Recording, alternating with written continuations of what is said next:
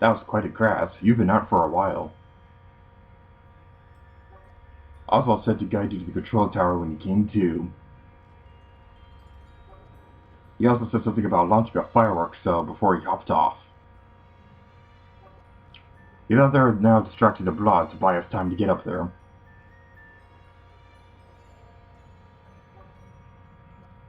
Goodness, this is where you and I first met. Looks like the thinner has flooded this place. You think we can drain it? Hello everybody, Lady Garrett, you here, and welcome back to Let's Play Epic Mickey! Oh yeah! So, we are now back at the place where we began our long journey. So, with the thinner flooding this room, we have to go drain it.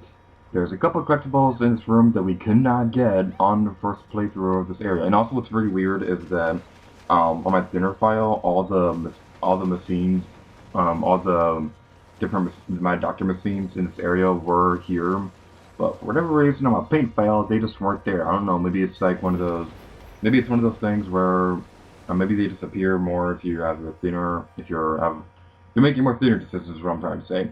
But anyway, this right here is really difficult. Well, it's not really difficult, I'm kind of over exaggerating, but it can be a little bit difficult if you don't know what you're doing, but if you have skill like me, then you still be fine. What you want to do is if you want to use your paint across these different pumps, there's 5 of them, and they can be a little bit difficult to find, so you want to be very careful with this. Over here, and some of these are behind some paintable statues, which can make it a little bit difficult to get across them, because the game will register you as trying to paint in the wall rather than painting the pipe, which is lame. Well, it's not really lame, but whatever. The other ones over here, I've never been able to complete this without a wad sketch, so I think there are some wad sketches across this place. I'm not sure what to tell you if you did not get through this, if you could not beat this area without a wad sketch. So after you did that, we have painted them all in. And the door will open to your doom. Whoa, where did that come from? You must be guarding the projector screen behind the door. Gee, Gus, thanks for pointing out the obvious. What would we ever do without you? The different collectibles in this area, just like in Tomorrow City, if you did not get them the first time, you are going to be able to get them now. And like I also said a moment ago, there are some different collectibles in this area that we could not get to until now. Mostly because when we were here the first time, we did not have access to the paint or thinner. And we actually kind of need the paint and thinner to. Oh my god, go away, get away, get away from me, get away from me, get away from me, get away from me, get away from me, get away from me, get away from me, I'm too young to die! Whew, that was close. Behind this statue, the thin out statue, you need to paint in this treasure chest right here, and inside is a pause for effect. A blood spin, oh yeah. And there's a piece of extra content in this area that we can go get. It can be a little difficult because I do some platforming, and platforming in this game is not that great because of how terrible the camera is and depth perception in this game.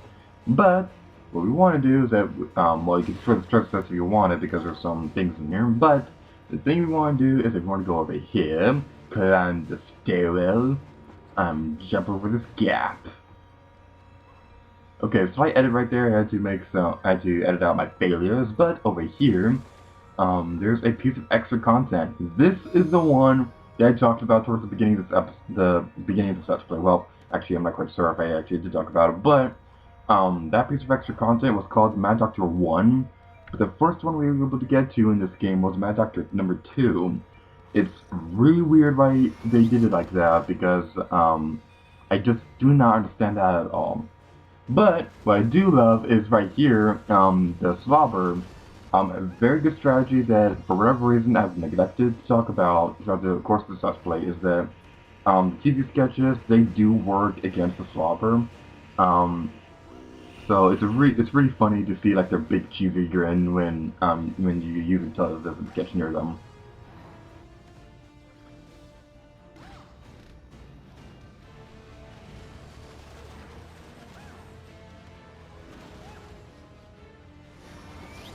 Let's activate another television sketch. haven't watched TV. Don't sit too close to the TV because it's bad for you. After we defeat him, we get a key. Key, we got a key. Anyway, using this key, we can get over here and unlock the door, because that's what keys do. They kind of open doors. That's kind of what they were built for. The Slobber is the only one you have to defeat, but the Sweepers can make it a little bit more tricky. I just bumped my computer. If you heard that noise, then that was just me bumping my microphone.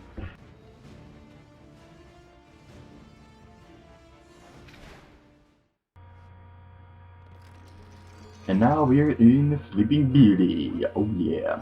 This is one of the few projector screen segments that's actually based off a feature-length movie. Most of the ones we've encountered throughout this game were based off either Mickey Mouse swords or Oswald the Lucky Rabbit swords.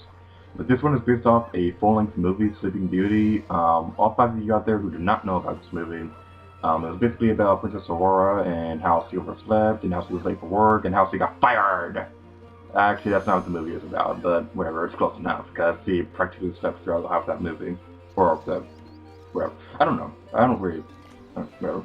There's some sketches over here if you want to go get them. They're pretty useful for the final part of this area, because we are going to be facing a lot of blotlings. So the TV and the Anvil sketches are going to be very helpful, especially the Anvil sketch for something that's going to be happening a couple videos from now.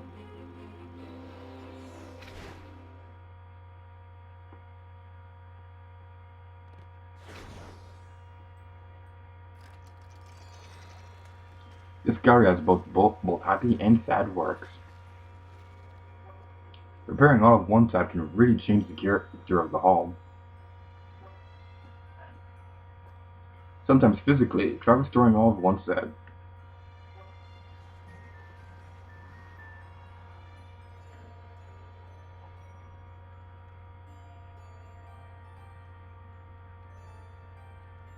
This room right here will feature one of the final examples of the choice and consequence system in this game. To a certain degree, there are some later on, but that's mostly for like the final battle in this game. But this is the final example of major choices and consequences, because how you get out of this room will affect whether or not you can get a reward when you leave this place. There are 2 ways you can get out of this room, as usual. I'm going to be showing the paint method first, and then the thinner method. But first, there's a slabber right here that we have to destroy. Let's force him to watch television! And who said television was bad for you?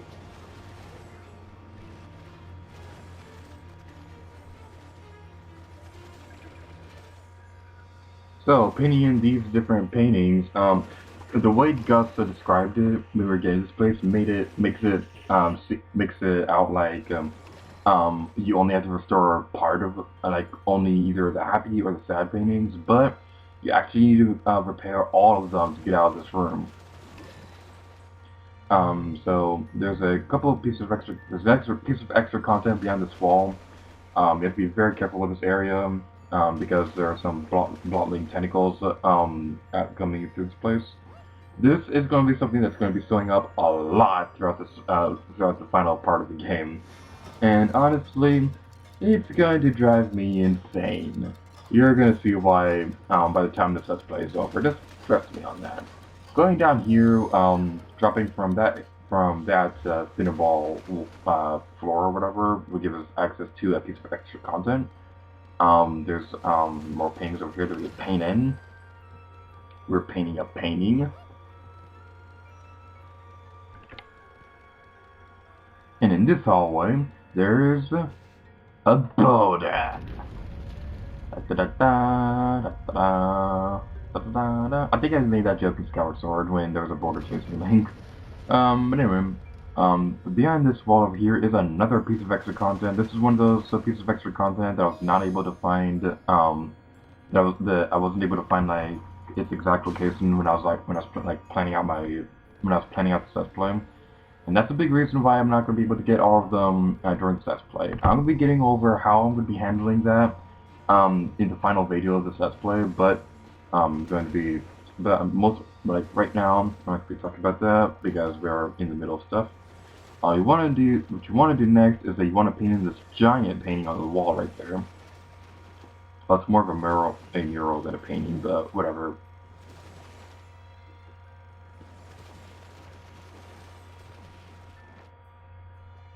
Look, there's an activation crystal. When hit with an energy beam, it will start some hidden machinery or device.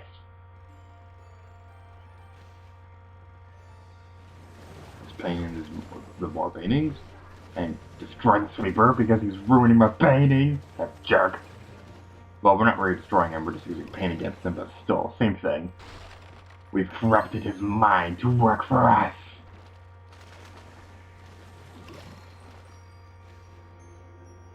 How sad. Oswald sitting alone on the bench with the Chester's hat. He really does miss her. As we saw, the different paintings, they have like their own little piece of information, which I'm gonna be selling because I'm epic. It's sad to see this once beautiful castle so dark and twisted. Oswald is never happier than when he was a star, or pretending to be one.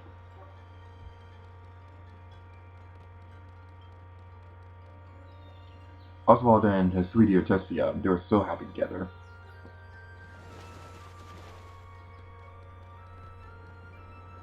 Mitsu is such a sad state since the Thinner disaster. It's all your fault, Mickey, and now everybody knows it.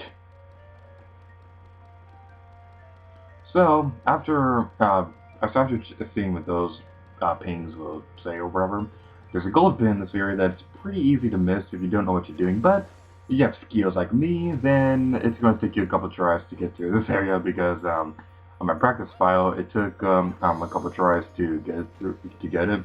All you really need to do is drop down from the second floor of this area. It's directly above the entrance to this place, so it's not like it's really hard to miss.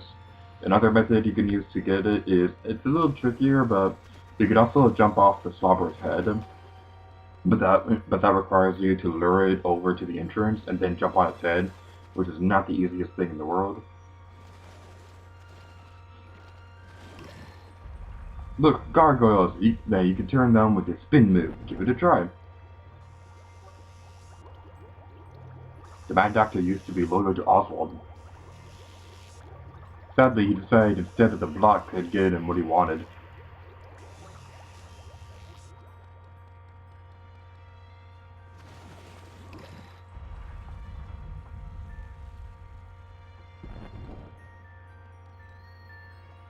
This represents the happy times of Main Street. See the fireworks coming from the castle?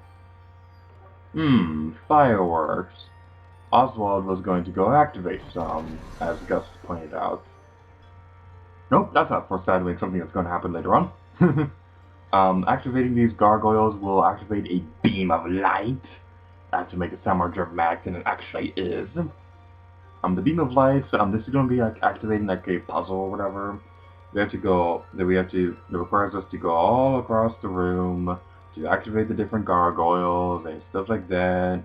I'm ready for gameplay.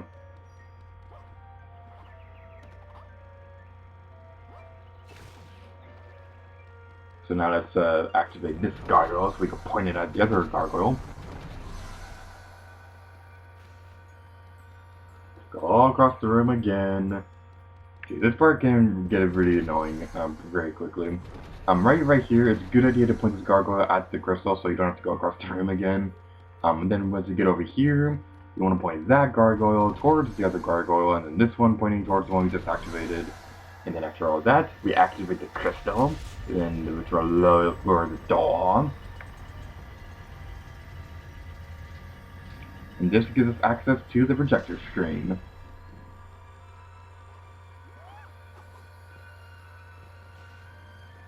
Do you want to add the projector screen to the fireworks control tower?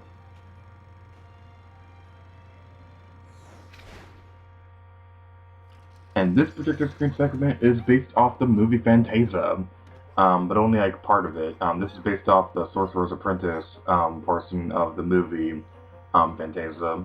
The movie was basically about a bunch of animated orchestrated bunch of orchestrated music that was like animated or whatever. I'm not entirely sure. It's been a long time since I've seen that movie, and when I do watch that movie, I honestly don't really pay that much attention to it. Um, Whenever you see those shining stars right there, the ones with the circly light surrounding them, those are the ones that are going to be vanishing. It's very easy to mess up this area because of how tricky it is to like, actually get on top of these things. And if you do not understand that circly lights go away, then you're going to be you're going to have a lot of trouble with this area actually. But after we got all that, we're going to inside the projector screen, and I'm going to show you guys the other method you can use to get out of that one room.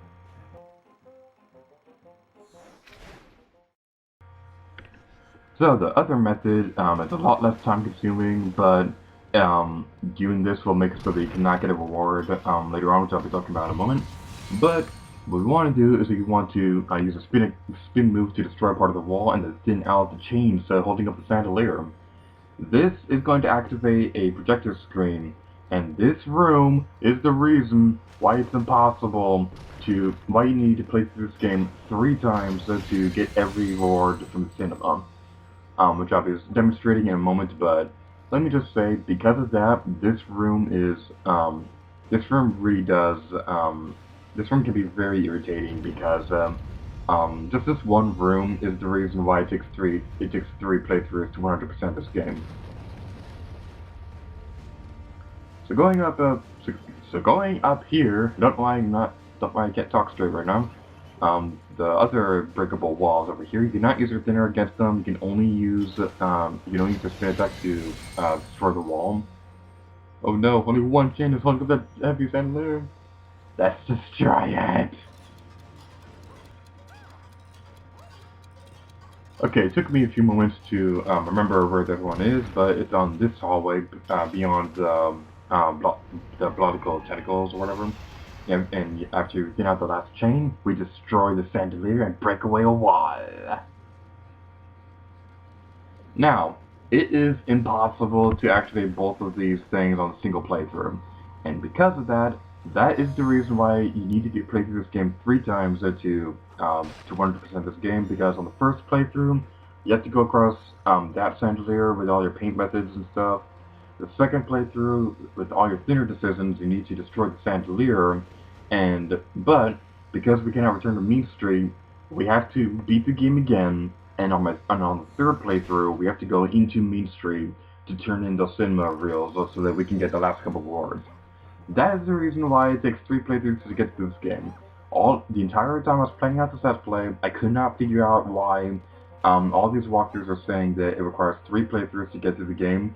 But once I've realized that it's impossible to return to Mean Street, and that there are 2 different projector screens in that area, that is the reason why it requires 3 playthroughs to get through this game. And that's the reason why I don't really care that much for that room. It's a really cool, it's kind of a cool room, and it is pretty much like the final example of the choice and consequence system of the game. But it's also like the room that really drives me insane because just that one room. That's the reason why you have to play through this game 3 times to 100% the game. And I've stressed that pretty much enough at this point. We're in the Phantasia projector screen segment again.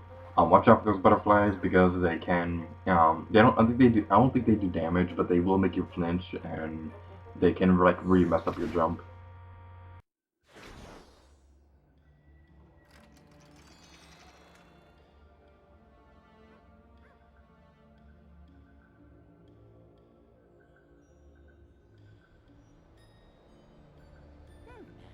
Glad to see you can make it. This is the fireworks control center. I used to launch awe-inspiring shows from here. Atop each of these 3 towers, there is a battery of deactivated rockets. Activate them by climbing each tower and energize the gem you'll find there.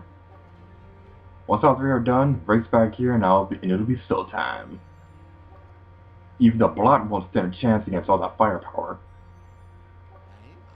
I distract him so that you can scale the tower. Let me open the door for you.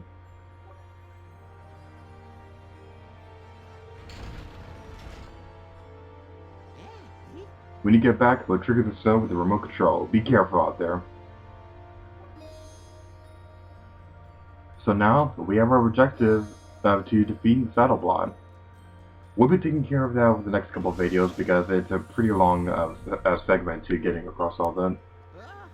I have a pin that I award to those who work to make Wasteland a better place. After seeing what you managed to do with my throne room, I'm impressed. I know that this wasn't easy, so accept this Festival Oswald pin with my thanks. You only need to paint in the paintings in Oswald's throne room and get out of the room that way to get this pin. So that's all you really need to do to get it. I used to think of us as half brothers, but I'd like to just be plain brothers from now on.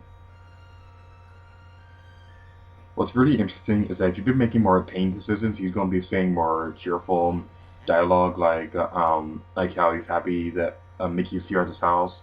But if you'd be doing more theater decisions, Oswald would be all like, I just want you out of Wasteland. I want you to be as far away from me as possible. And you may notice this statue may look familiar if you've been paying attention to the cutscenes. But we'll be talking about that in the next couple of videos. We'll be getting to last few specs of content, and after all that, we're going to end this video off here, so next time on Epic Mickey, we're going to be activating the fireworks zone. And until next time, later gear to you. Oh yeah. After all this time, Oswald's still making faces at us. That must mean Oswald and Mickey really are brothers.